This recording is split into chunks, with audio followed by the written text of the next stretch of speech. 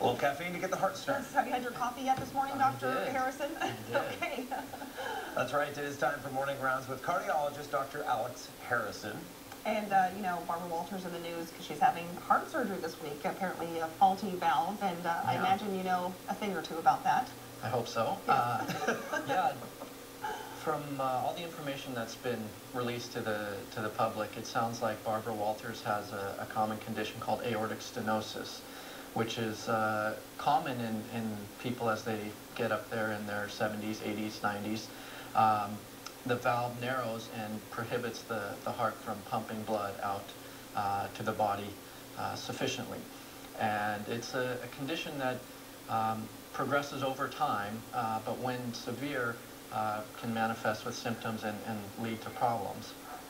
Here we see a graphic of a normal heart and aortic valve on the left, and a stenotic or narrowed valve on the right. And as you see, the heart has thickened on the right as it has to compensate against that valve. It has to generate much higher pressure in order to pump blood past that narrowed valve.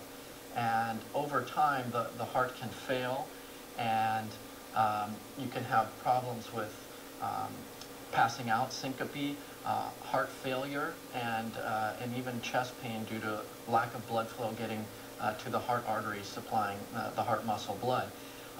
It's a long, indolent, stable course, but once the symptoms develop, it can be a very precarious situation. And so it sounds like Babara Walters has known about the condition for a while and observed it, and now is the time to have that valve replaced. What would some of the symptoms be? Dizziness and lack of energy? Yeah, it can be a variety of things. I have a lot of patients who tell me, you know, they have a severe aortic stenosis as seen by an ultrasound of the heart, an echocardiogram, but they tell me they really feel fine and don't have any real symptoms. But when you put them on a treadmill or try and get an objective measurement of their functional capacity, they really are limited. And so a lot of people, it's just such a slow, indolent course, they curtail their activities not really knowing that they're very symptomatic. And so the worrisome signs are obviously passing out, chest pain, or if they start having signs of heart failure, shortness of breath, swelling in the legs, and so forth. And so she's having surgery this week. Can you describe what's done to repair something like this? Is it pretty complicated? Is it something she's going to snap back quickly? It's a major open heart operation. We have a graphic showing the valve replacements and the type of surgery that she's having. So they take out the faulty stenotic aortic valve, and there are two different types of valves that can be put in its place.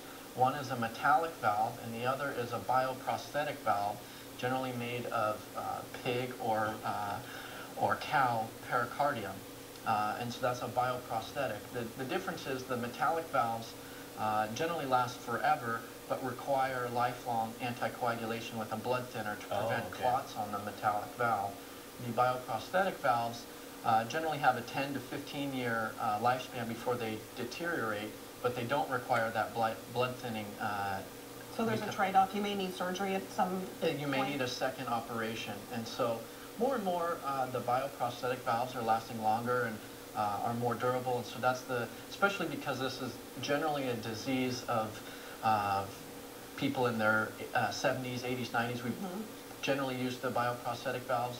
However, there are some people who are born with an abnormal valve. The aortic valve generally has 3 cusps. And if you are born with a valve with 2 cusps, called a bicuspid valve, it's more prone to developing problems earlier on. So some people have problems in their 40s and 50s, and in that case, if you're looking at potentially 2, 3 bioprosthetic valves, we opt for the metallic valve so that you only need 1 operation, with the trade-off that you need the blood thinning. So pig hearts are just really so similar to ours that it's the most likely source to then use the valve?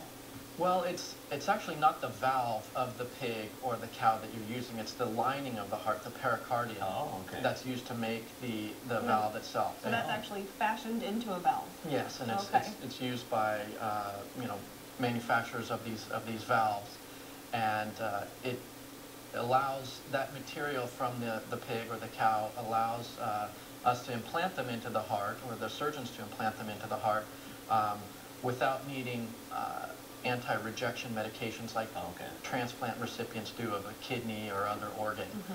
It's just a tissue that doesn't have problems with rejection. We only have a few seconds left, but we understand that you have some patients that, because of Barbara Walters' situation, say, they recognize their own. Maybe I can do this. Right. No, I've had, within the last week, I've had 2 or 3 elderly females in their 80s who said, you know, I'm just very scared and apprehensive about having aortic valve surgery. I'm too old. And so having somebody like Barbara Walters go through an operation like this is very helpful to them to say, when I explain to them, no, this really is the average age that a lot of people have this surgery performed, and to have a noteworthy person in everybody's life undergo a similar thing is very helpful. Right. A good example for them. They can do it too. Exactly. All right. Well, if you have a question or comment for Dr. Harrison, send that in morningrounds@kcoy.com, and Dr. Harrison will be happy to get to those. That's right. And we will be